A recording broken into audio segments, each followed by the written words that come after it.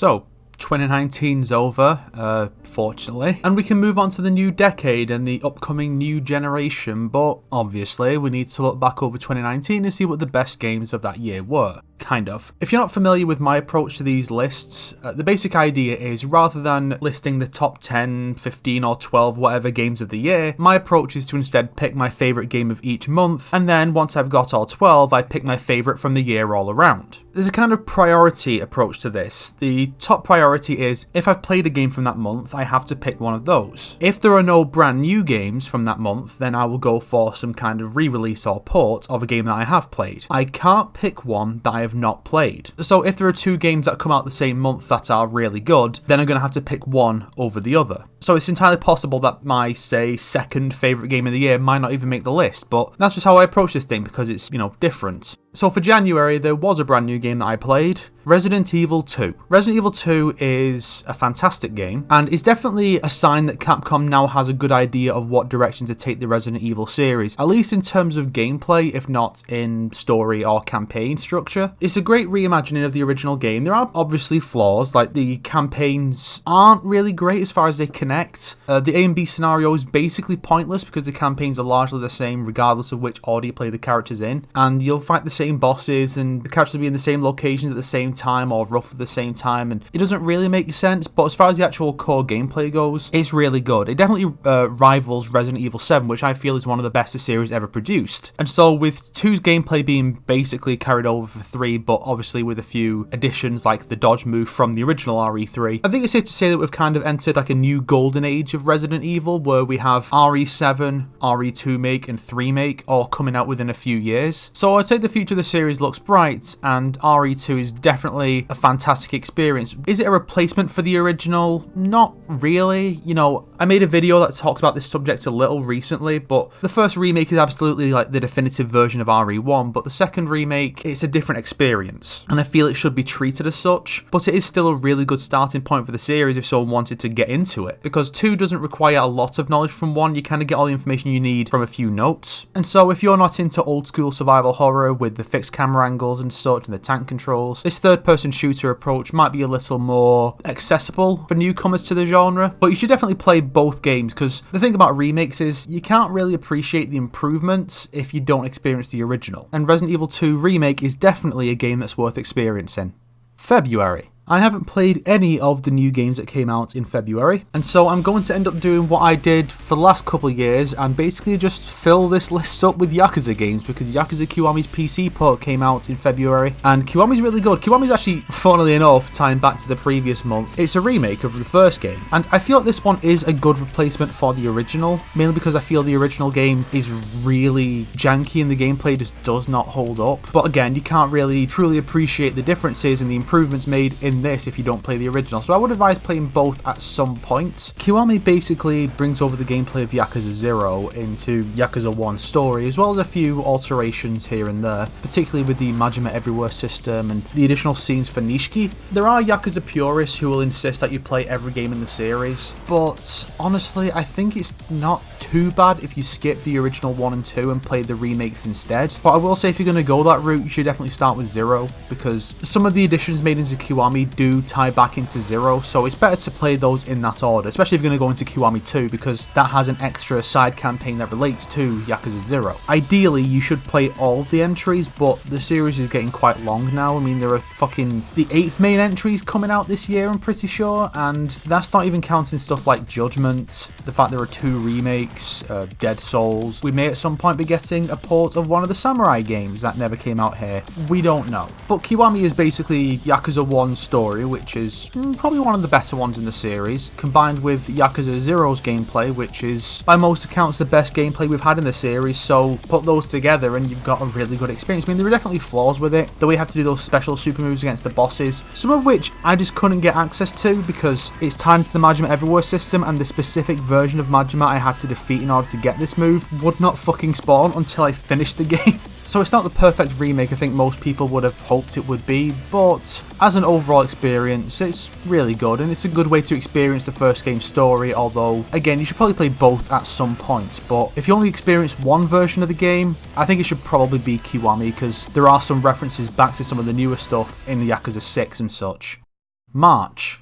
There are 3 games from this month I played: Dead or Alive 6, Devil May Cry 5, and Power Rangers Battle for the Grid. I can tell you right off the bat that Battle for the Grid is not going to be the one that wins. It's a good game, but I feel there are points in the campaign that were just bullshit. Here, beat these 2 enemies while using the Pink Ranger moveset, which isn't a particularly good moveset. DOA 6 was good, although there's not really a whole lot to do on it, and the way the costume unlocks are handled was really weird. But let's be honest, I think you knew straight away that the game I was going to pick for March would be Devil May Cry 5. Now, I'm not as in love with DMC5 as a lot of other people are. It's not a bad game by any means, it's a really good one. It's just, there's something about the game that I just don't have much desire to go back to it. I think it's a combination of elements. One is that I don't like the aesthetic of the game. I don't think this photorealistic style really fits the Devil May Cry universe. I think something a little more anime like 3 and 4 had, I think that is more suitable for it. It's also really difficult to come back to it because muscle memory, you know, you press the devil trigger button as Nero and you lose one of your arms. I spent red orbs on that arm and it's just fucking exploded. And then there's the fact that if you get hit while using one of your arm's functions, it breaks. It's too easy to lose these arms and it just gets frustrating. I also don't like the way V plays. For one of the new characters they added, I just don't find him fun to play as. I feel like you have to keep hammering the buttons to get the results and it's quite tiring. Cool concept, but I just don't think it works all that well. Of course, the story is really good. It builds on some of the things I mentioned in my video on the Devil May Cry series and how the story is actually deeper than a lot of people really gave it credit for back when the reboot came out and people were just like,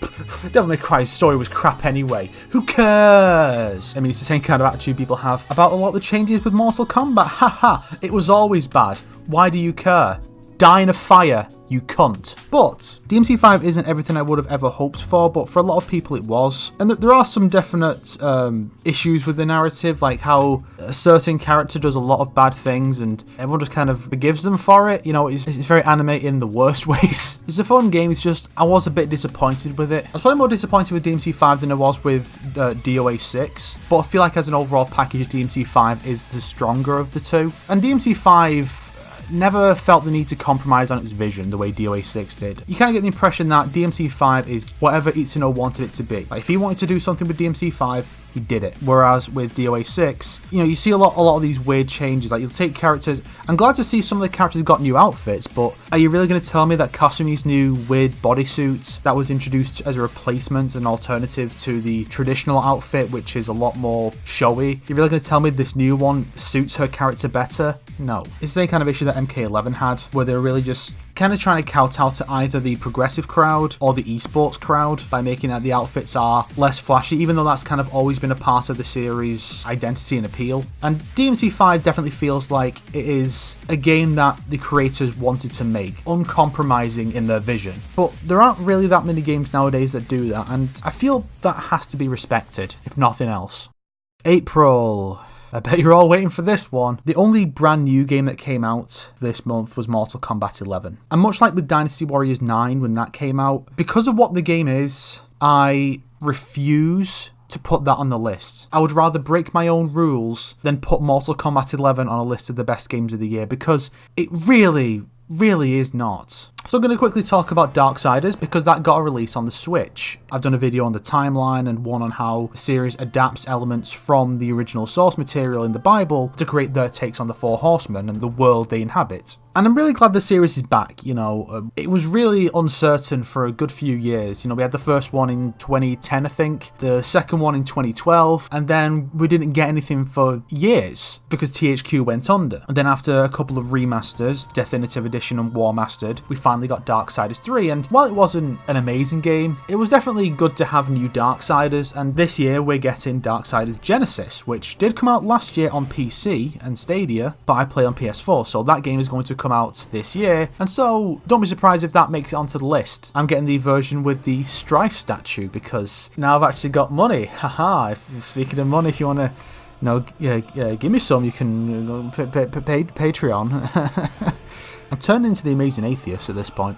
So, Darksiders 1 plays a fair bit like a Zelda game, which is kind of weird that I like Darksiders because I don't really enjoy Zelda, the games. I enjoy the setting and the stories, but I don't really enjoy playing Zelda games. So I can't really say what it is about Darksiders that makes it different. I mean, I suppose it could be the setting. because I think it has a really cool setting that I want to see explored more. And so it could be that that kind of pushes me on in a way that Zelda doesn't. Or maybe Darksiders just does the traditional Zelda 3D gameplay formula better, but I can't really say. Of course, I do need to talk about MK11. Obviously, the big critique is going to be coming up at some point. It will be after all the DLC is finished, and so that will depend on whether or not things end with the release of Spawn in March, or if we're going to get another season of DLC, as people keep insisting the developers have implied. For some reason, even though I've said this before, I'm pretty sure, people just don't understand. I do the critiques once all the DLC is out. That way I don't need to make an extra video to talk about anything. Like, imagine if I had done MK11 critique back when the game first came out. What would you expect me to do? Just not talk about the DLC content, or just give each DLC character an individual video? No! I want to do it all in one big package, so I want to be thorough and have everything in there. Some people just don't get it for some reason. Plus, there is an element when it comes to reviews that if you make a review when the game first comes out and they make a bunch of changes, how applicable is that review down the line?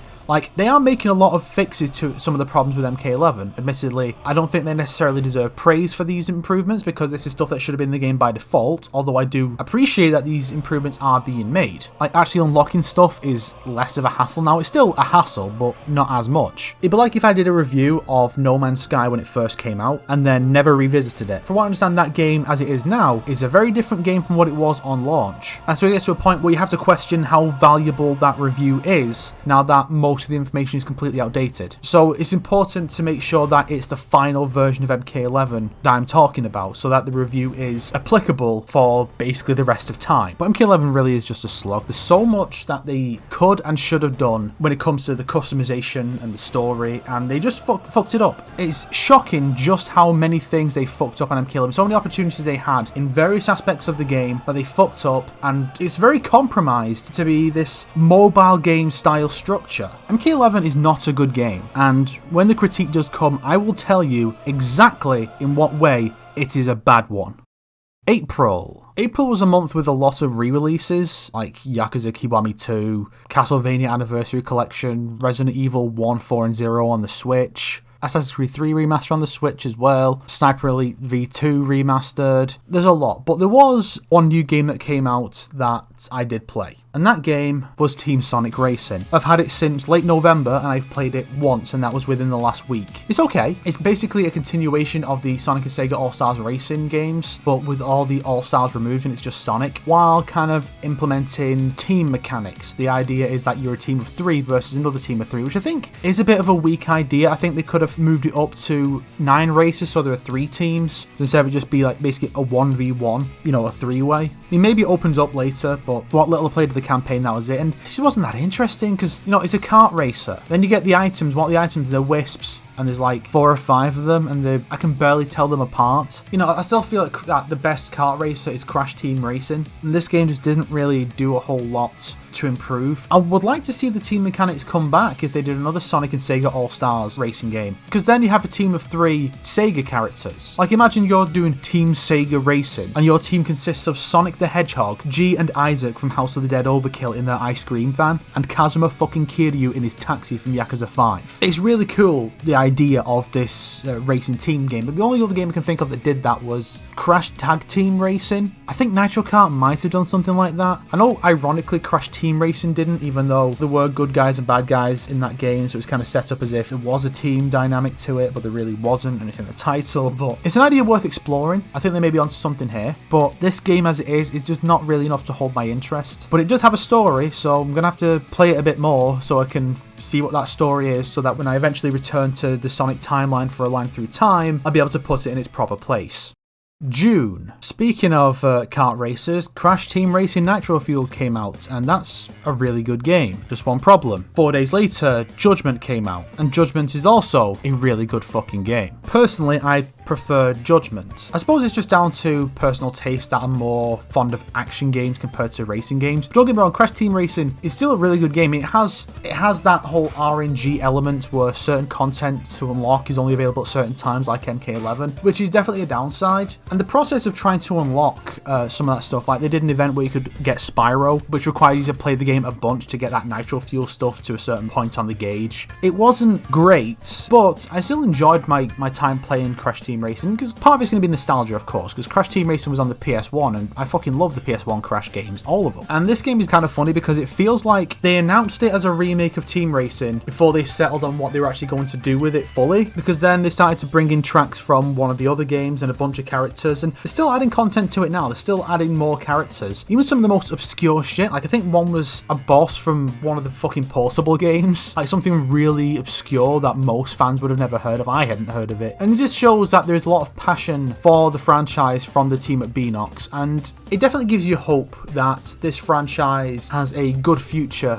ahead of itself, even more so than the N. Sane trilogy did. But Judgment is a Yakuza spin-off, and Yakuza has really good gameplay. Judgment is a weird one because it has the Yakuza 6 and Kiwami 2 gameplay, while the next main entry, Yakuza 7, is going to go for this weird turn-based RPG thing. And I don't know why Judgment didn't have that gameplay and just keep Yakuza 7 more traditional. It's really weird that they did that, you know? I mean, like, imagine if Yakuza Dead Souls had stuck with the traditional melee-focused gameplay, you know, the zombie spin-off, and then the shooting mechanics that actually went into Dead Souls were used in Yakuza 5 instead. People would have several questions, but Judgment's good. It changes things up enough because you are playing as a detective rather than a Yakuza or a moneylender and stuff like that. So it does enough to give the game its own identity, even though you are just going through the same fucking map from the last few Yakuzas. I would honestly like to see a Yakuza game, other than the Samurai games, that is completely set outside of Kamurocho. Like, I like Kamurocho, but I'd like to see one that is not set there at all. One that is set entirely in a different place, or in multiple other places, just not in Kamurocho. It's weird, because in a way, Crash Team Racing Nitro Fueled means more than Judgment does, because Judgment is just another Yakuza game. But Team Racing is a sign that this whole franchise has a strong future ahead of it. But I prefer Judgment as a game. But I have already got a Yakuza game on here, and I had 2 on the list last year.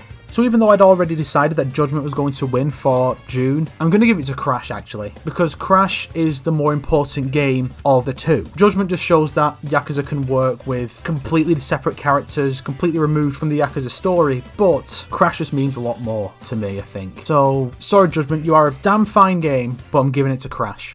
July. There were 3 games I played this month: Marvel Ultimate Alliance 3, The Black Order, Fire Emblem 3 Houses, and Wolfenstein Cyberpilot. Yeah, you thought I was going to say Youngblood, and you could like, haha, I know which one's not going to make the list. Haha, wrong. I played Cyberpilot, because Youngblood looks like a fucking disaster. Cyberpilot is a VR Wolfenstein game where you control a character using a mech. And you get to control 3 different mechs. You get a drone, a big proper mech robot, and one of the big robot dogs. And I think it works better than trying to preserve the original experience the way Doom did, because it can get really difficult, that Doom game, you know? But then we have 3 Houses and Ultimate Alliance 3, 2 of the biggest games on the Switch, I would say. Now, I know what you're thinking. Obviously 3 Houses is going to take it. But actually, no, I just can't really get into 3 Houses. I really enjoyed Awakening when I played that, but 3 Houses just doesn't grab me the same way. Maybe I just don't like the cast as much. That could be part of it, because you've basically split the cast between the 3 Houses, and so you don't really have like free reign of all the characters to interact with and use in the battles. Maybe you get that later, but for the part I'm up to, you don't. Plus, I'm not too fond of the approach of kind of limiting the player's time. You have to do this stuff by a certain date, the way Persona did, but I feel like Persona gave you more time to do this stuff. I feel like 3 Houses is more prone to skipping days than Persona, and the fact that there is the option for permadeath, I feel really flies in the face of that, because, you know, you're just there doing some minor side level to try and boost your character's levels. Oh, this character just took a lethal blow, they're dead now. It just didn't grab me. And Ultimate Alliance 3 is definitely a flawed game. I still prefer the other 2 Ultimate Alliance games over the third, but the third one is a good game. The biggest problem with it is the fact that the characters level individually, they don't level all together. And that becomes a problem for the difficulty curve, because, okay, so in a previous Ultimate Alliance game, you could change up your characters pretty much every time you reach a new checkpoint, or every time you start a level or something. And those characters you've not been playing as will have leveled with the ones you were playing as. So that way you can have a smooth difficulty curve. You can have a natural progression in the game's difficulty, because all the characters you've not been playing as have sufficiently leveled so that they can meet that challenge. In Ultimate Alliance 3, that is not the case. The characters don't level when you're not using them. And what that means is, you are largely going to find a team of 4 that you like and stick with them for the whole game. Because the game ramps up in difficulty quite a bit. And it's just stupid, because it means characters like Iron Man, Captain America, vital characters to the Marvel Universe, especially since this game draws so heavily from the MCU, these vital characters that you get early on just fade into the background. You know, like you see Star-Lord in so many cutscenes, and you're just like, I've not been playing as him since the early game, because he's not leveled up. And if I bring him on my team, it's going to be a detriment and get everyone else killed. So the only way you can really play this game properly, I would say, is by getting the DLC, unfortunately, because the DLC adds the shield depot where you can buy experience cubes for the other characters. And that's the only realistic way to level all the characters. Hopefully they can do some kind of big overhaul when they bring out the Fantastic Four DLC. The game's also really limited as far as unlockables go, because the only alternate costumes you get for the characters are just recolors, most of which are not great. And there's some decent ones, like Captain Marvel's recolor is based on the colour of her outfit in the film, or Spider-Man gets the black and silver spider armor from the 90s, which is very rarely used in games anymore. But then a lot of them are just, here's Spider-Gwen but in pink. Fucking what? And they're just bad. Whereas you go back to Ultimate Alliance 2 and it would be a different unique model for each character. And Ultimate Alliance 1, same thing, but you'd get fucking 3 of them per character. And now it's mostly reserved for DLC. And that's what's so weird about it, because the first 2 games were published by Activision, and this one is published by Nintendo. So why is this the more fucky one? Well, I've played so many hours of that game to try and unlock all the characters. A lot of the time you spend on the game will be on the challenge mode, which is also a problem because a lot of the time you'll have to have really high levels to be able to do the optional challenges in each of those. Clear it within a certain amount of time, do it without any characters dying, beat Juggernaut without taking any hits. And I don't know if an AI character getting hit will count. But I was at least able to finish that game on like 3 houses, and there is definitely more to the game experience compared to Cyberpilot, which is just a short game. It's only a few hours long, that one. Whereas Ultimate Alliance 3 is really long. So Ultimate Alliance 3 is the best of those 3, in my opinion. It's the one I enjoyed the most, but it could definitely do some improving. August. While recording this at first, I was talking about how I've not played any of the new games from August. It had to be Yakuza 3 because that's the only game there I've played at all because I got a re-release. No, there is one. I just didn't see the name. Control by Remedy, who made Max Payne and Alan Wake. And Alan Wake was my favourite game of 2010. And I've been waiting on a sequel to that game for so long. We have American Nightmare, but that was basically a spin-off. And now we have Control, which is set in the same universe and will be getting a tie-in DLC to Alan Wake. It's funny because I wasn't interested in Control at first. I'd barely seen anything of it. I just knew it was coming out. And then, close to the game's release, I decided, okay, I'm going to watch a trailer. So I watched a trailer, saw the character has telekinesis and can fly. She's basically Jean Grey with a gun. I was like, okay, I'm in. Because as well as being, in a way, the new Alan Wake game, it's also that sequel to PsyOps we never got. It does have the problem that because it's all set inside one building, the environments can get a bit samey. And some of the challenges I feel are way too difficult. Here, take on this evil possessed fridge or whatever. It's just stupidly difficult, but it's a good game overall. I do think that one issue is that the game is less open with its narrative. You know, you play Alan Wake, and while there are a lot of background details you can find in the optional manuscript pages, this game is a lot less clear with its narrative. I feel like in order to fully understand what's going on, you need to read all those notes, which I didn't. It's got good gameplay, although I wish there was a bit more variety in terms of the weapons. You get some cool powers, and I like the main character. I like her design and such. But I don't really have much else to say other than to say at what point I realised it was set in the same universe as Alan Wake, because there were 2 particular hints that gave it away to me. One is when Jessie, the main character, in a recording, when she's being interviewed by someone, she mentions that the works of Thomas Zane, a character from Alan Wake. And, you know, you could look at that and say, well, it's just a reference, just reusing the name. Possibly. But the other thing was probably the most obscure reference. Okay, so in Alan Wake's American Nightmare, the in-universe band, All Gods of Asgard, whose songs are performed by the real-life band Poets of the Fall, well, they have a song in Control, and it says on screen that it's by All Gods of Asgard. That's not the thing that tipped me off. No. See, in American Nightmare, the song they added to that game, Balance Slays the Demon, there's a part in the song where there is backward speech. If you reverse it to get it the right way around, the phrase is, it will happen again in another town, a town called Ordinary. And what is the name of Jessie's hometown? Ordinary. And I forget which of those 2 references came up first, whether it's Thomas Zane or Ordinary, but once I had both of those in my mind, I was like, yeah, this is set in the same universe as Alan Wake. There is no denying. Apparently, the typewriter from Alan Wake shows up at one point. I don't remember seeing that, but I just think that's really cool. So Control is my game of August.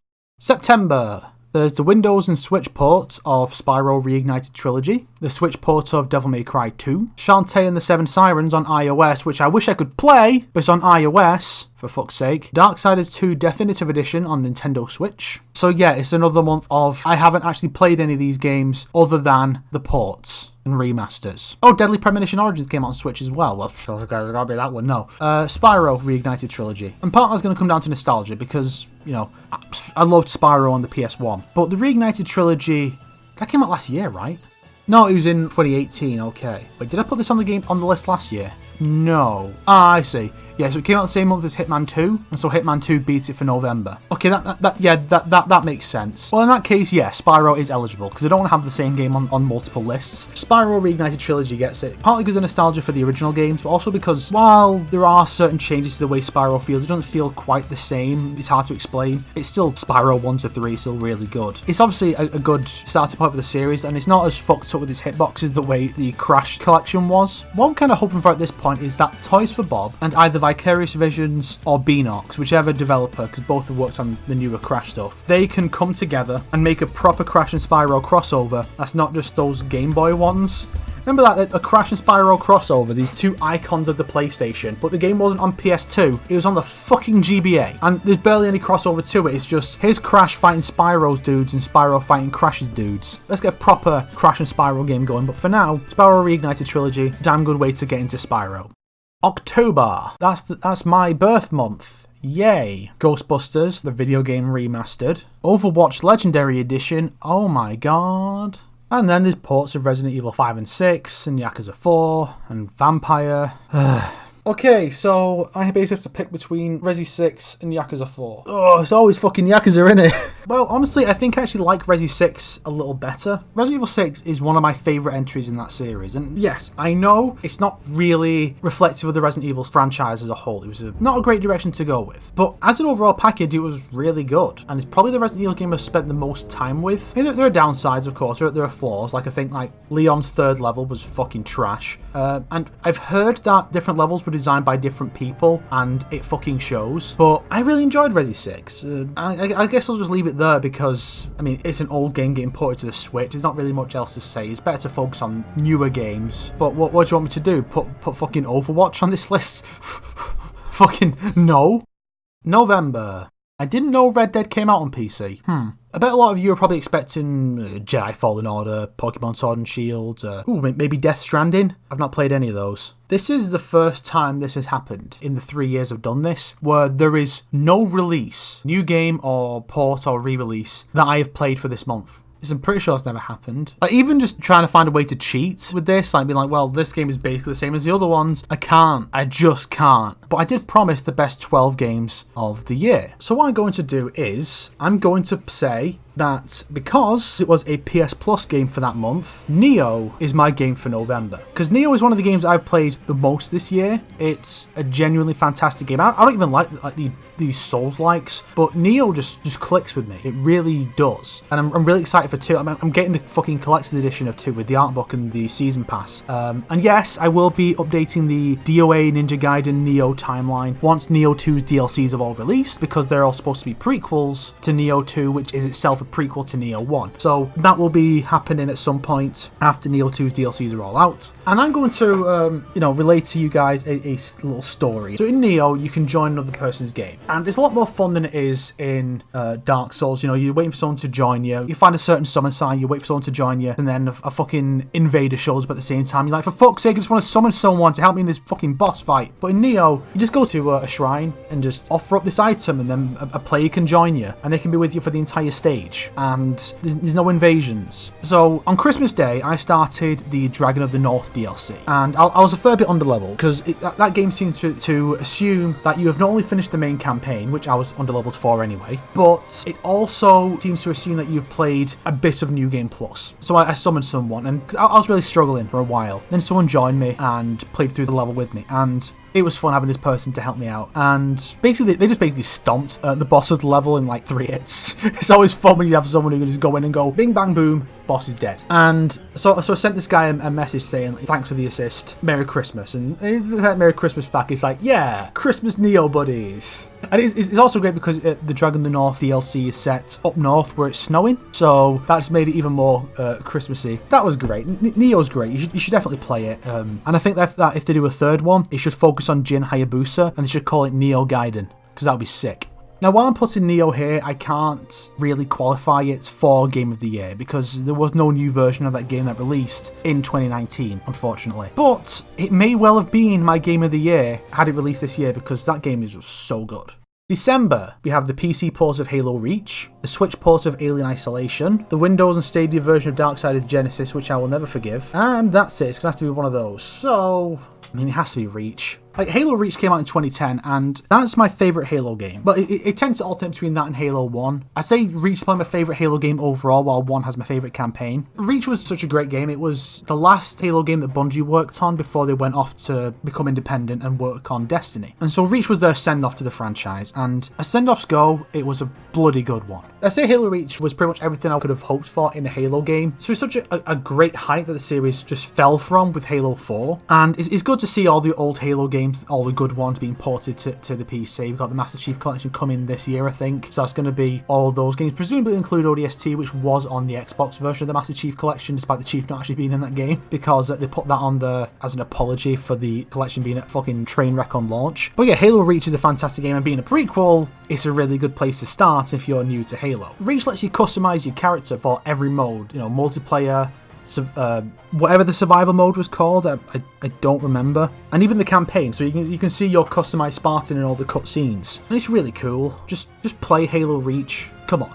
Now, normally I would have this image you see before you showing all of my favourite games of each month, and from that I would pick my favourite game. Sometimes it's a struggle, like choosing between Persona 5 and Resident Evil 7. I mean, that year was fucking tough. I mean, like, not only did I have to choose between Resi 7 and Yakuza 0 for the game of January, I also then had to choose between Resi 7 and Persona 5 for the game of the year. This year it's a lot more clear cut. I knew pretty much straight away this year that it was going to come down to Resi 2 and DMC 5, and based on the tone with which I've discussed those games, you know it's Resi 2. Resi 2 is just so good. Not just as a remake of Resi 2 that maintains the integrity of the original in a lot of ways, while also making some new improvements. It's also just a really good Resident Evil game, and a sign that the future is bright for the series, because it's been clear that between Resi 5 and 2, Capcom really didn't know what to do with the series. Because you had 6, which was trying to appease everybody. You had Chris's campaign as the action one, Leon's the survival horror, Jake is a bit more puzzly, with the general combat being somewhere in between the other two, but also with like hand-to-hand like parries and shit. And you had Revelations, which was trying to be the more survival horror-ish one for fans of that stuff, while keeping 5 and future games be actiony. And then after the turning point that was DMC, where Capcom kind of realised they need to stop being fucks and trying to appease the actual fans of the franchise instead of constantly pursuing new fan bases for their franchises. Then we got Revelations 2, which was very much inspired by The Last of Us, and it was good, but it wasn't really what Resident Evil needed. Then 7 came out, and 7 was obviously trying to cash in a bit on the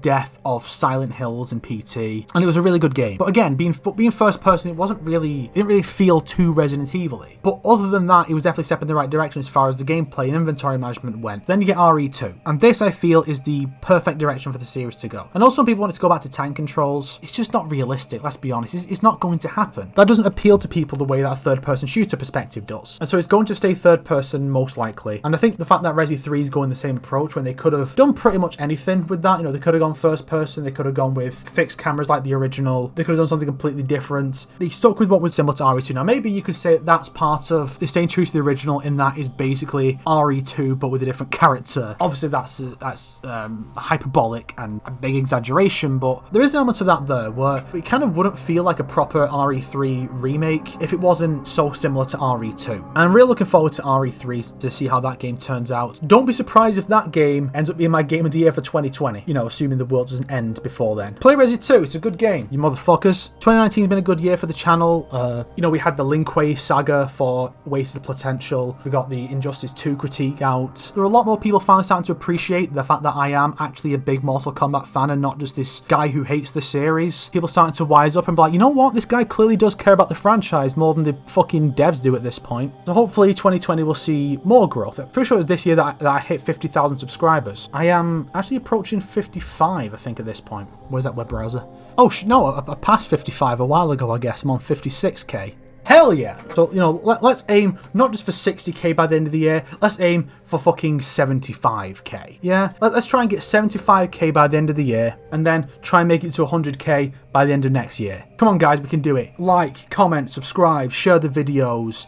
Tell people when they spread lies about me on Reddit that, guys, come on, he does care about the series. You guys are just being dumb poo-poo heads who don't want to accept the fact that your favourite franchise is in fact flawed. Tell them to eat shit and die.